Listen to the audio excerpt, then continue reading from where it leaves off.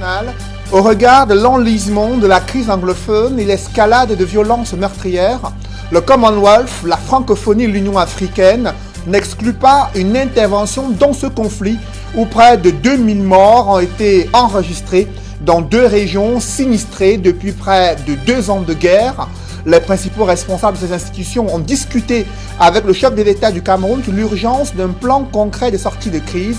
La teneur de leurs échanges est à suivre au cœur de ce journal. Comment réduire les importations des produits alimentaires dans un pays au potentiel agricole avéré? C'est une équation qui est un véritable casse-tête pour le gouvernement qui envisage une énième stratégie visant à soutenir les projets locaux et les entrepreneurs et capitaines d'industrie au Cameroun. La stratégie a été dévoilée lors du Cameroon Investment Forum. Nous en parlerons dans le chapitre économie du 20h.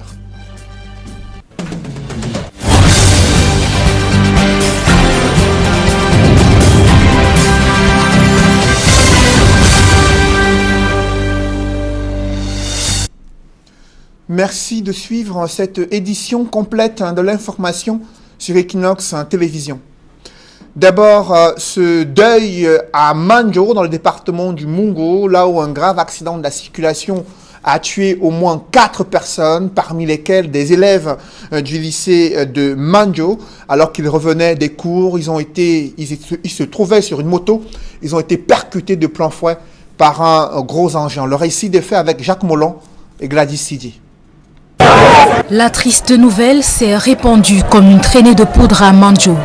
Une foule nombreuse a aussitôt investi le lieu de l'accident qui a coûté la vie à Donkam Ariane, élève en classe de 5e, Tebou Yvan de la 6e, Wansi Nikes de la première D, tous élèves au lycée de Manjo. Le conducteur de la moto y a également laissé sa vie. Il était lui, élève au collège de l'unité de Manjo. L'accident s'est produit au lieu dit pont de la Dibombe, au moment où le conducteur de la moto traversait le Dodane. Roulant à vive allure, il n'a pas pu esquiver les véhicules qui venaient en face, rapportent des témoins. C'est immédiatement quand j'ai trouvé le benzineur qu'il a remorqué 3 personnes, lui-même 4. Alors quand il a sauté sur le Dodane, il était même en allure.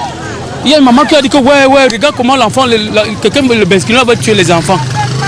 À peine quand je vais entrer là, je comprends seulement, quand je me tourne, je vois seulement les gens. J'ai dit que c'est le benzineur là, maman, voilà le benzineur là. C'est là d'où on court maintenant. Donc il semblerait que la voiture, le camion montait. Il y avait une petite voiture aussi comme ça, rouge, qui était devant lui. Quand il a vu le camion qui a pris toute la chaussée, le camion a garé.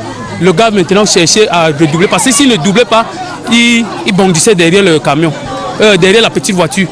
Voilà, il a cherché maintenant à esquiver la petite voiture pour doubler. Cela lui a percuté sur le pare-choc avant de la raser là. Et puis...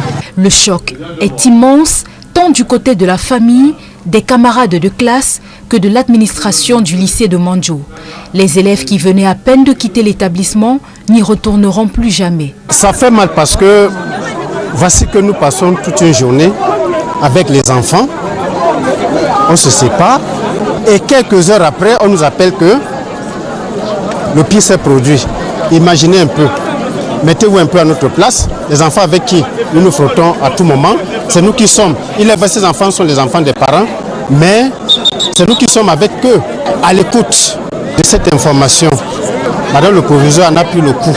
Elle a pris le coup, elle s'est écroulée. C'est vraiment touchant de passer une journée avec les amis. Après, on les retrouve dans des situations comme ça. Vraiment, nous sommes vraiment dépassés. Ça fait mal, ça fait vraiment mal. Les 4 victimes de cet accident de la circulation étaient tous habitants du quartier Mantem à Manjo.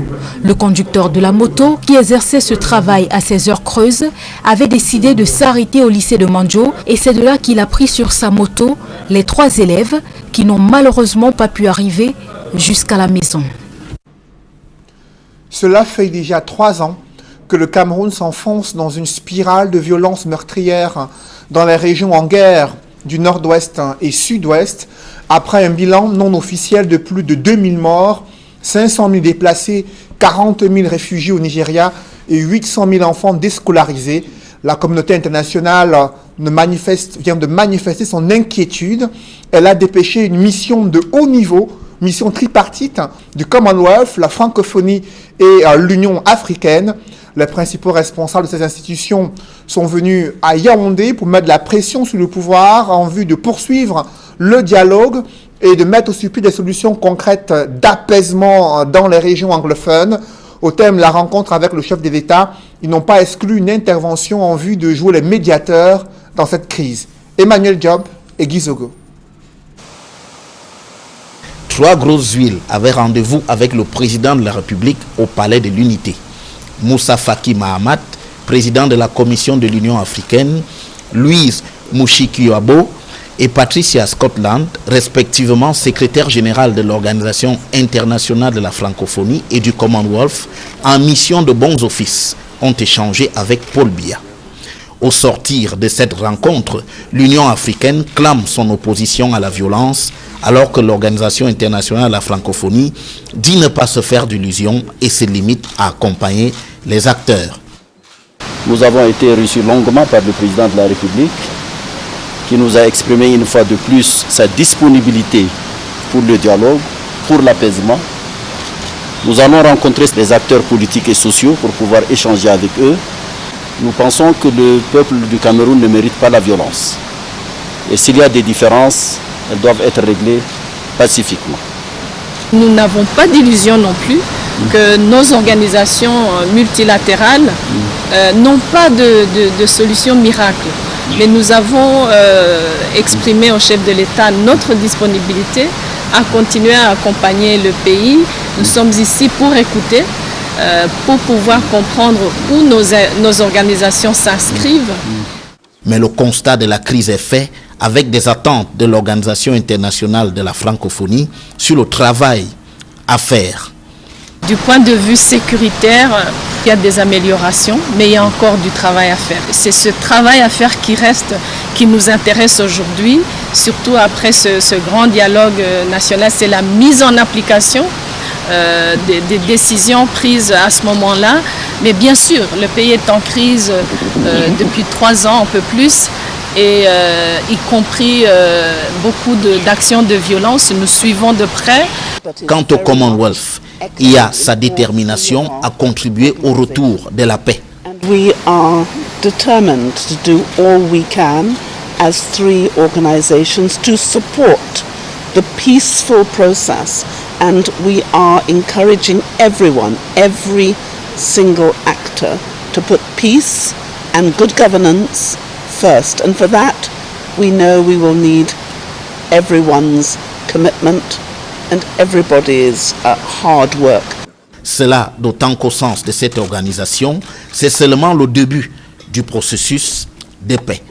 This is the beginning of a process, not the end of a process. And there is a lot of work to do, and we are applauding all those who wish to commit themselves to peace and to a resolution. La triple délégation Union africaine, Organisation internationale de la francophonie et Commonwealth va aussi s'entretenir avec les formations politiques et la société civile. Le deuxième trimestre 2019 a été marqué par une hausse de 20% du volume des importations par rapport à la même période de l'année dernière, ce qui contribue négativement de 5 points à la croissance du PIB. Face à cette nouvelle détérioration du déficit de la balance commerciale, le gouvernement mise sur l'import-substitution pour industrialiser le pays. C'est la problématique qui est au cœur du Cameroun Invest Forum, en présence des membres du gouvernement pour sensibiliser les capitaines d'industrie sur un accompagnement qui pourrait bénéficier de la part des pouvoirs publics en vue d'industrialiser le Cameroun. Présentation de cette stratégie dans ce reportage que signe Donald Brice Camgan. Le riz, le maïs, le poisson, le Cameroun en a importé pour plus de 702 milliards de francs CFA en 2018, c'est-à-dire 20% des dépenses d'importation totale du pays. Le fait est grave pour un pays qui creuse ainsi son déficit commercial et dont les atouts naturels sont quasi uniques en Afrique. Le problème, une politique nationale inappropriée. Les producteurs locaux notamment manquent d'accompagnement pour produire à grande échelle. Vous savez que les structures comme le Crédit Agricole qui avait été mise en place à l'époque pour accompagner le secteur agricole ont fait faillite du fait d'une mauvaise gestion et des détournements de fonds publics. Et que si le gouvernement doit relever le niveau de l'industrie camerounaise, il faut bien entendu accompagner les acteurs du secteur privé. Le ministre Gabriel Dodon-Doké présente le plan d'industrialisation adopté en 2018 par le gouvernement comme la réponse publique en cours. À travers les concertations qui vont être menées, nous allons enregistrer les préoccupations des uns et des autres. C'est une activité qui a commencé, qui va se poursuivre en s'améliorant. Donc, tout autant l'État que les investisseurs sont attendus sur le terrain de l'amélioration de la transformation locale de nos produits agricoles. Le Cameroun Investment Forum 2019 garde l'un de ses objectifs fondamentaux, les rencontres entre investisseurs et les partenaires d'affaires. Il est nécessaire de se préserver contre des aléas. Et donc, dans ce sens-là, nous disons aux investisseurs ou bien aux promoteurs de projets de se rapprocher de nous pour trouver des solutions sur le marché qui permettent de se préserver contre des éventuels risques. Le Niger a produit des milliardaires. Le Cameroun a pensé à produire des milliardaires en accompagnant déjà le petit investisseur. Si on ne peut pas accompagner le petit investisseur, on veut développer le grand investisseur. Je ne crois pas que la Chine, il y a quelque temps, n'avait pas de milliardaires. Actuellement, ils en ont assez. Donc nous demandons simplement au gouvernement qui fait déjà beaucoup, il faut le reconnaître, de se mettre dans la bonne manière de le faire. L'agence de promotion des investissements, organisateur du CIF qui en est à sa 3e édition, entend ainsi poursuivre ses missions d'interlocuteur direct et de facilitateur pour les investisseurs étrangers et locaux. Restons à Douala où les populations ont saisi l'occasion de la visite du sous-préfet de Douala 3e pour poser le problème du sous-développement infrastructurel. Là-bas, dans cet arrondissement, les routes sont en piteux état. La mobilité urbaine est bien compliquée pour les populations. Elle pose également les problèmes d'insécurité, d'éclairage public dans une bonne partie du 3e arrondissement de Douala. C'est le constat que font Michel Ngachou et Warren Zede dans ce reportage. Massumbu 2, village est situé dans le 3e arrondissement de Douala. Nous sommes ici au lieu dit PK21. La route ici est la chose la moins partagée, censée desservir les villages Bonabopa et atteindre Edea. C'est l'ancien axe lourd devenu une piste en chantier, dira-t-on abandonné. Depuis des années, le chantier de construction ne connaît aucun avancement, impactant de fait sur les activités des riverains.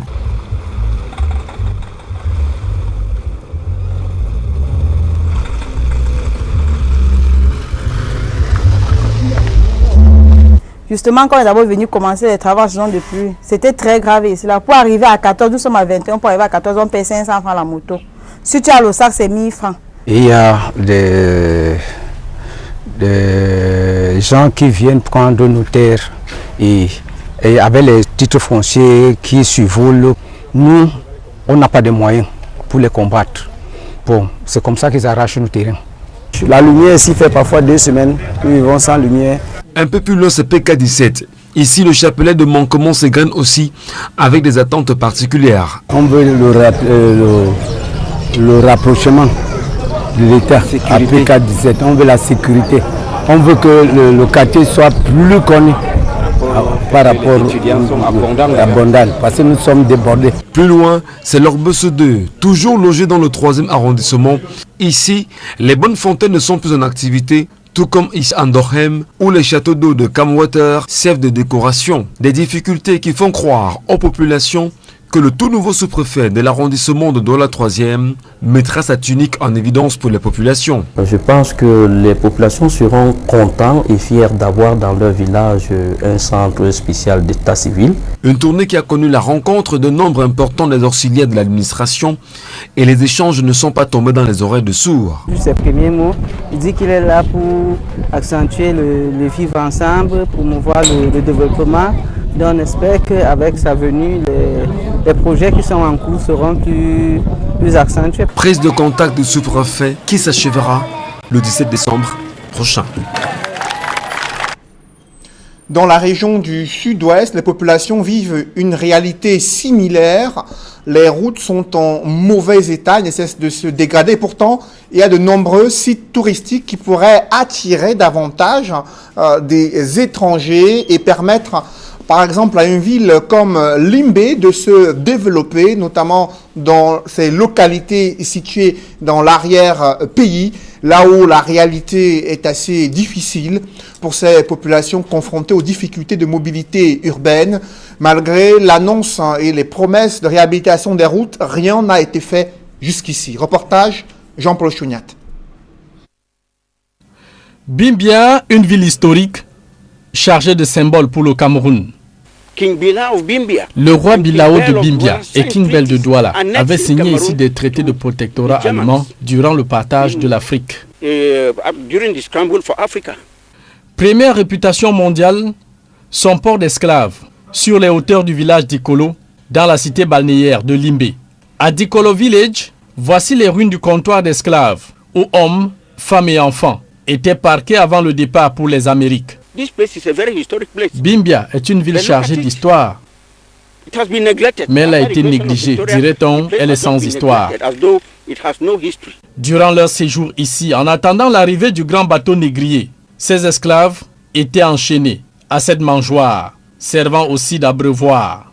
Les plus récalcitrants étaient attachés à ces énormes poteaux et mourant parfois privés d'eau et de nourriture. À l'accostage du bateau négrier, au large de Nichols Island, cette île à 300 mètres de la terre ferme, les esclaves empruntaient alors ce non-return d'or, la porte de non-retour, coupant ainsi pour toujours le cordon ombilical avec le Cameroun, la terre de leurs ancêtres. Une fois le grand bateau accostait à petites embarcations arrivées ici, et une fois la porte franchie, c'était terminé. Une fois à bord de petites embarcations pour regagner la haute mer, certains esclaves tentant de s'enfuir par les eaux étaient systématiquement pilonnés à mort à partir de ce canon à poudre, devenu au fil du temps un objet de musée. Selon des études Lisa Aubrey, chercheuse à l'université de l'Arizona aux États-Unis, près de 68 000 Camerounais furent déportés vers les Amériques de 1776 jusqu'à l'abolition de la traite négrière. À la moindre pluie tombée, impossible de visiter le marché des esclaves, pourtant bénéficiant d'une promotion internationale. Deuxième attrait touristique de Bimbia, les vestiges de la première mission d'évangélisation baptiste de 1844, avec le pasteur anglais Alfred Sacker. C'est lui qui avait conçu ces cases d'accueil pour les missionnaires. Alfred Sacker landed here. Alfred Sacker est arrivé ici en 1844. S'y est installé avant de créer Victoria en 1848. Bimbia est une ville historique. Et à son départ, le pasteur jamaïcain révérend Joseph Merrick prit la relève en 1847, construisant surtout ce temple devenu mythique dans la ville de Bimbia. Fort de toutes ces attractions touristiques inexploitées, Bimbia est l'ombre de lui-même. En dépit de toutes ses potentialités agricoles avec un sol volcanique très fertile et des activités de pêche très fructueuses, avec une production de crevettes approvisionnant le marché national et des pays voisins, à l'instar du Nigeria. Dans le reste de l'actualité, un rapport met en exergue les graves violations des droits des peuples autochtones dans l'exploitation du caoutchouc dans le sud du Cameroun. C'est un rapport de l'ONG Greenpeace qui vient interpeller le gouvernement sur la nécessité du respect des droits fonciers des communautés riveraines aux grandes exploitations dans l'arrière-pays du Cameroun. D'autres précisions avec Marcelin Gansop. Le rapport couvre une vingtaine de pages. C'est le poids des souffrances des peuples Baka, des villages Bitié, Ndjom et autres Nya-Bibété dans la région du sud. Un Baka sans forêt ne peut rien faire. Quand Sulcam a fini de dévasquer la forêt, nous, personnellement, on ne sait pas ce qu'on va faire. Pour avoir la viande maintenant, c'est dur. Le pharmacopée, zéro. On a même certains produits, les mangues sauvages là, on n'en trouve plus. L'étude menée pendant 3 ans révèle que la société Sudcam EVA a rasé des pans entiers des terres coutumières des populations autochtones pour y installer sa plantation de caoutchouc. Ceci avec la caution du gouvernement et sans qu'aucune indemnisation ne soit versée en contrepartie. Déjà qu'au début on dit que les Baka n'existaient pas. On est descendu, on a vu les manguiers, on a vu les pruniers, c'est ce qui a démontré qu'ils existaient. Comprenez? Donc il faut accepter s'ils sont vraiment autochtones, pourquoi on les met derrière? Ça, c'est la première chose. La deuxième chose, on parle de la lutte contre le braconnet et tout ça, comment? Qui mieux que ces personnes conservent? Qu'on ne les traite pas comme des gens qui ne savent pas ce qu'ils veulent. Il décrit que le baka ne doit pas être un sport, c'est-à-dire un objet de business, qu'on dit baka pour avoir de l'argent. Ils disent que nous, si vous voulez traiter avec nous, venez traiter avec nous. À l'état actuel, la législation camerounaise ne reconnaît que de manière très limitée les droits fonciers des populations autochtones et des communautés locales, dont les terres sont régulièrement cédées par le gouvernement à des entreprises privées, en totale violation des droits de l'homme. Il est temps que cela cesse et que pour le cas d'espèce, les Bakas soient rétablis dans leurs droits. Il faut qu'on compense le préjudice causé à ces personnes. Comment pouvez-vous dire que les chefs Bakas ne soient pas reconnus alors que nous savons tous qu'il y a comme avantage de chefferie? Qu'on cesse d'utiliser et les traiter comme des animaux. Il est temps de créer une synergie pour que ces peuples puissent en bénéficier. On parle de Sud-Béa, mais retenez qu'il y a Hydro-Mékin. Les gens souffrent. Il y a la cimenterie de Mintom qui doit commencer. N'attendons pas quand ça commence pour venir dire qu'il y a tel ou tel problème. L'étude dont les résultats viennent d'être publiés débouche sur des recommandations qui interpellent au premier chef la société Sudcam et le gouvernement qui doivent reconnaître et respecter les droits fonciers des populations autochtones, condition sine qua non d'une gestion communautaire durable des ressources naturelles. Cette société civile critique également le gouvernement sur ses politiques sociales très peu inclusives et juge insuffisantes les mesures de prise en charge des enfants abandonnés au Cameroun. Ces griefs ont été formulés lors d'un atelier qui s'est tenu à Yaoundé. D'autres détails avec Aïk Cyril et Rodin Gassi. La société civile fait le procès des politiques publiques au Cameroun pour la prise en charge des couches vulnérables, particulièrement les enfants. C'est à la faveur d'un atelier organisé à Yaoundé sur l'élaboration de la stratégie nationale des subventions gouvernementales. Il est question d'interpeller un peu les pouvoirs publics pour leur dire mettez la main à la pâte, financer également, octroyer des subventions gouvernementales pour permettre aux enfants qui ont perdu la prise en charge de grandir dans un environnement familial chaleureux et aimant. Le diagnostic posé par SOS Village d'enfants par exemple est sans complaisance. L'action des pouvoirs publics est quasi invisible, tant elle est portée par divers départements ministériels qui ont plutôt du mal à coordonner leurs mouvements. Vous avez vu la misère et tous les besoins des personnes handicapées et autres qui y a dehors, les enfants de la rue et autres. Je pense que le ministère des Affaires sociales est un peu débordé. Et vous avez d'autres départements ministériels qui ont des volets également qui s'occupent de l'action sociale et qui peuvent être mis à contribution. L'atelier de Yaoundé vise non seulement à susciter un plus grand intérêt des pouvoirs publics, mais aussi à harmoniser l'action gouvernementale pour une meilleure prise en charge des enfants ayant perdu l'accompagnement de leur famille. Dans le reste de l'actualité, la commune de Dian peine à amorcer son décollage économique. Son budget vient de franchir à peine 600 millions de francs CFA. L'autorité administrative présente lors de ce conseil municipal dédouane le gouvernement et interpelle les élites afin qu'elles investissent pour le développement de la commune de Dian. D'autres précisions avec Benjamin et Sam. Nous sommes dans la localité de Ndiang, département du Long-Médirem. L'arrondissement peine à faire sa mue des années après le passage de la route. La commune de Ndiang, pour l'exercice 2020, entend mettre l'accent sur l'investissement. Et l'enveloppe budgétaire validée par les conseillers municipaux se chiffre en recettes et en dépenses à la somme de 682 millions de francs CFA, en légère baisse par rapport à l'exercice 2019. La priorité a été mise sur l'investissement. Donc l'investissement est un peu plus, c'est-à-dire la proportion 40-60 n'a pas été respectée parce que nous sommes à plus de 70 en ce qui concerne les investissements. La construction d'un hôtel de ville futuriste préoccupe cependant l'exécutif municipal de Ndiang. J'ai invité les camarades conseillers, n'est-ce pas, à ce que nous fassions bloc pour pouvoir terminer ce que nous avons commencé. Nous avons notre projet phare, la construction de l'hôtel de ville. Il y a un financement du FECOM qui s'élève à 210 millions. Ce projet a connu des retards, c'est vrai. Il a commencé. Je crois que nous devons tous être ensemble. Les conseillers municipaux et l'ensemble des populations croisent en tout cas les doigts pour un décollage définitif de l'arrondissement. On prie à Dieu qu'il nous donne vraiment le temps pour que Ndiang puisse avancer, pour qu'on ait plus un budget plus avancé que cette année-ci. Le budget, comme vous l'avez dit, bien entendu, même qu'il soit en baisse, mais c'est un budget réaliste. Et nous espérons que la nouvelle équipe qui est appelée à gérer ce budget en saurait faire bon usage. En attendant, l'autorité administrative invite les élites de Ndiang à investir dans leur arrondissement.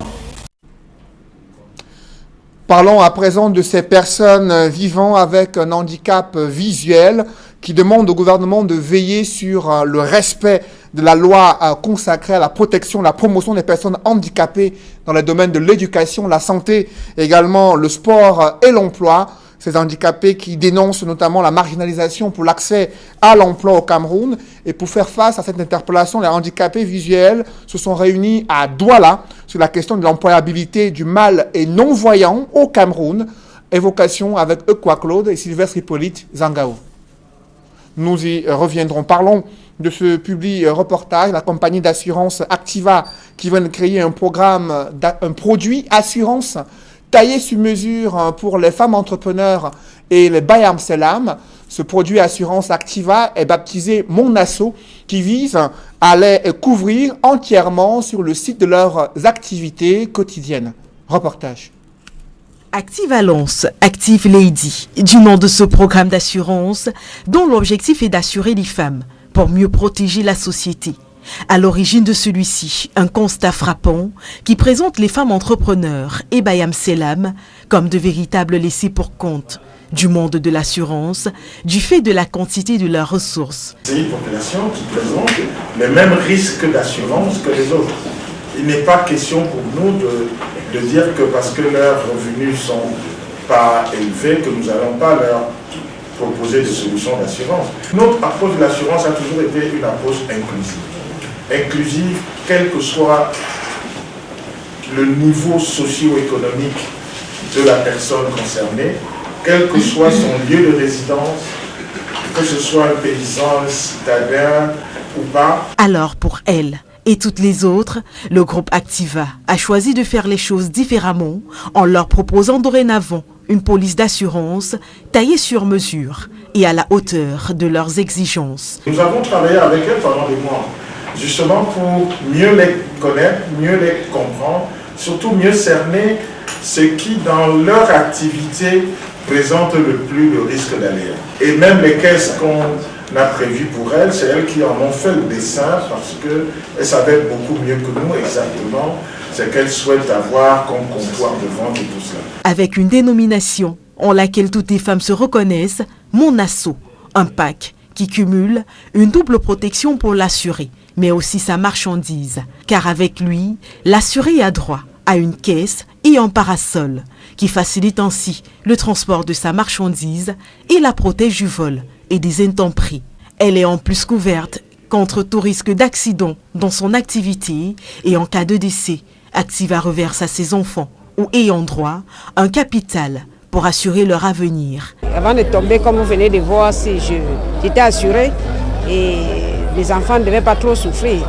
Ils devaient avoir une assurance et puis les médicaments ne devaient pas être payés en compte que les enfants ne devaient pas courir des risques pour chercher de quoi manger. Pour ce qui est des femmes entrepreneurs, un portail web qui est une centrale de services multiples alliant entre autres information, formation, réseautage pour booster leurs activités a été créé. Alors, pour parler de ce projet innovant, le groupe Activa a procédé en interne à la formation de son staff, à qui des attestations ont été remises.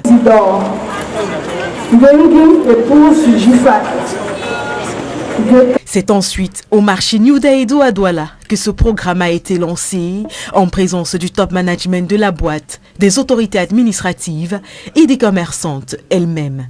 Ensuite, une conférence de presse s'est tenue au siège d'Activa à Douala, au cours de laquelle le PDG du groupe et le directeur général pour l'Afrique de l'Ouest et l'Afrique centrale de la Société financière internationale, partenaire d'Activa, ont répondu aux questions des journalistes. Notre expérience sur le financement du côté des banques et le besoin de la protection des femmes et de leurs activités fait qu'on est absolument certain que c'est quelque chose qu'il faut développer et quelque chose qui va Pour mémoire, c'est en 1998 qu'Activa voit le jour. Elle est née d'une volonté de bâtir une entreprise opérant dans une Afrique sans frontières, dans le respect des standards internationaux. Mesdames, Messieurs, c'est la fin de ce journal. Merci de l'avoir suivi. Juste après cette édition de 20h, retrouvez Serge Alain Autou et ses invités pour le débrief du journal sur le plateau d'Equinox Soir. Serge Alain.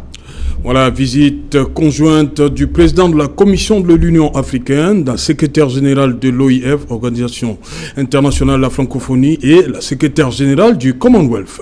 Vous l'avez dit, Moussa Faki Mahamat, Marie-Louise Mouchikiwabo et Patricia Scotland ont discuté avec le président de la République Paul Biya au Palais de l'Unité durant plus d'1 heure. Ils ont fait part de leur disponibilité à accompagner le Cameroun vers un plan concret de sortie de crise. Ils ont même émis l'intention d'intervenir pour jouer les rôles de médiateurs dans ce conflit où plus de 2000 morts ont déjà été enregistrés. Vous avez suivi Moussa Faki Mahamat, président de la Commission de l'Union africaine, déclarer la disponibilité du chef de l'État à poursuivre le dialogue et aller vers l'apaisement. Et d'aucuns s'interrogent que cache cette pression internationale. Dans ce contexte préélectoral, ces organisations disent être prêtes à pouvoir aider le Cameroun afin que cette crise trouve une solution durable et que la guerre cesse dans ces deux régions aujourd'hui sinistrées du nord-ouest et sud-ouest. Voilà, madame, monsieur, c'est dans l'essentiel, l'Equinox Soir, deuxième partie. Bonne soirée à vous, Cédric. Bonne soirée à vous, Serge Alain. Rendez-vous demain 20h. Rendez-vous demain 20h. Madame,